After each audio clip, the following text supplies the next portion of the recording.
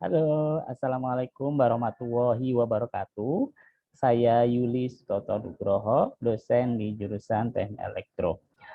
Baik, pada video kali ini kita akan belajar salah satu materi di mata kuliah manajemen pendidikan. Nah, tepatnya kita akan membahas mengenai fungsi pergerakan. Jadi dalam manajemen pendidikan itu ada beberapa fungsi, salah satunya fungsi pergerakan. Nah, ini penting untuk diketahui dalam hal manajemen, khususnya manajemen pendidikan. Baik, kita akan melihat seperti apa pembahasan mengenai fungsi pergerakan.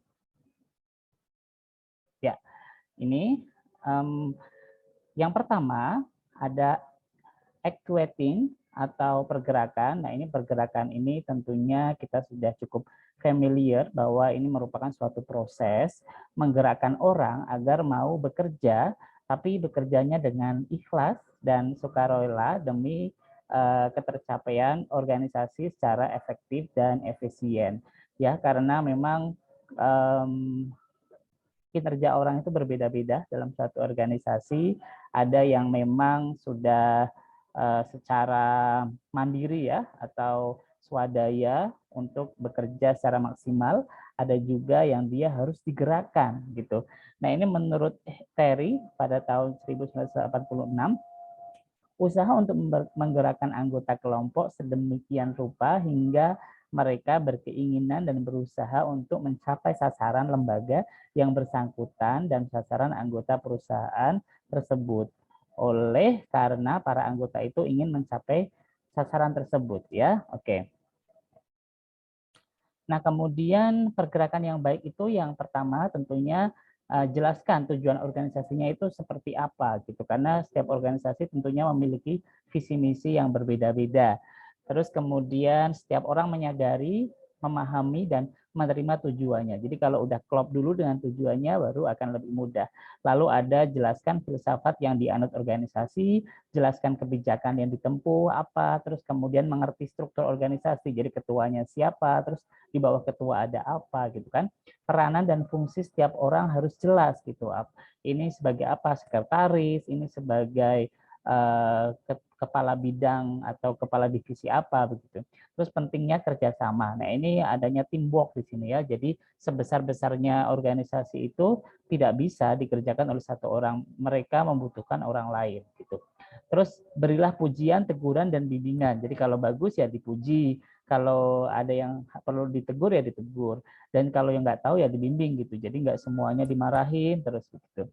Terus bila bekerja dengan baik, tujuan pribadi maupun organisasi akan tercapai tentunya. Lalu teknik pergerakan itu ada commanding, directing, communicating, stimulating, coordinating, dan leading. Nah, sekarang actuating itu memerlukan kemampuan leadership, dan leadership itu perlu dilatih ya, tidak serta-merta orang tiba-tiba menjadi leader yang bagus. Dia juga butuh pengalaman, karena leader ini bisa jadi suatu leadership ini juga suatu seni ya, yang tiap orang itu memiliki seni yang beda-beda. Yakni kemampuan menggerakkan orang lain dalam rangka mencapai tujuan. Nah, ini cara menggerakkannya ada yang memaksa, memang ya, karena memang apalagi dalam organisasi yang profit gitu. Jadi si bos atau si leader ini ya punya kekuatan untuk memaksa bawahannya. Terus memerintah, mempengaruhi, merayu, mempersuasi, mengkondisikan, memberi suri tauladan. Jadi pemimpinnya juga bisa menjadi role model yang bagus. Nah, kemudian ada tipe-tipe kepemimpinan, setidaknya ada 3 ya. Yang pertama adalah otoriter, yaitu pada kondisi emergensi, tidak banyak waktu, pekerjaan harus mencapai target.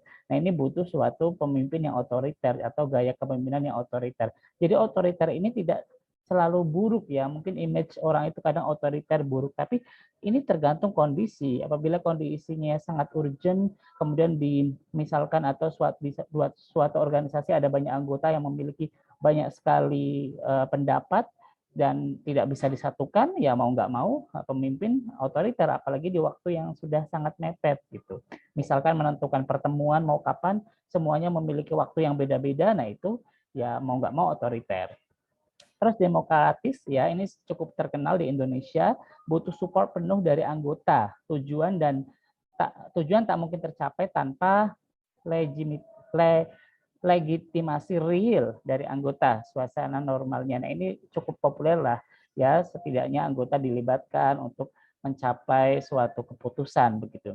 Lalu ada permisif ya, ketika anggota sudah paham benar dengan apa yang harus dilakukan, ketika tujuan yang ingin dicapai ya diyakini benar-benar dapat dicapai dengan memberikan kebebasan. Nah, kadang orang memikirkan salah satu yang paling bagus ya kondisi kepemimpinan. Tapi sebenarnya semuanya bagus ya, mau otoriter, mau demokratis, mau permisif, itu tergantung dari kondisinya. Ya, mungkin sekian dulu ya untuk pembahasan mengenai fungsi pergerakan. Dan ini saya ingin mengucapkan terima kasih kepada teman saya